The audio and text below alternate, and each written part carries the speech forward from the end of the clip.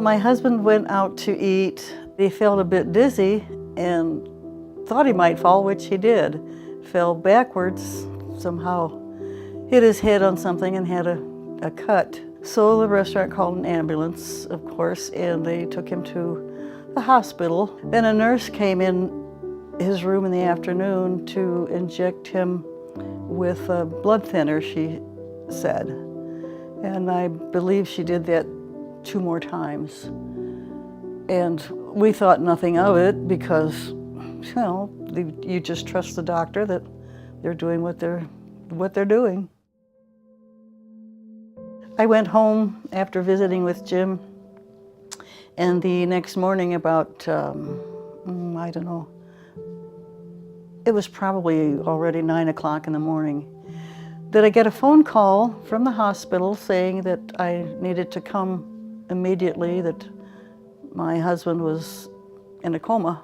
So I rushed to the hospital, and as I was going in the hallway, this doctor saw me and took me aside and explained that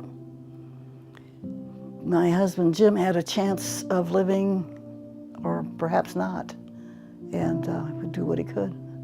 After the surgery, the main surgeon came to me to explain things and said that they found a bleed, and that caused the coma, which then the bleed was caused by too much blood thinner that had been administered to him on Sunday. Jim's condition in the hospital was not about to improve at all.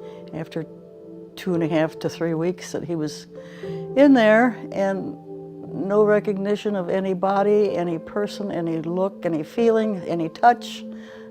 He responded to absolutely nothing. One morning I got a phone call that my husband had passed away. So I called my children, and they in turn, got their children. So we all met at this facility to say goodbye to their father and my husband. We discussed how bad things were and that he never had a head scan, and it just seemed like he did not get proper attention. So at some point we just began to discuss a lawyer and really didn't make any move on it until sometime after his death. The reason I went ahead to file a lawsuit is that I hope this tragedy would never take place again, then let these things happen to any other person.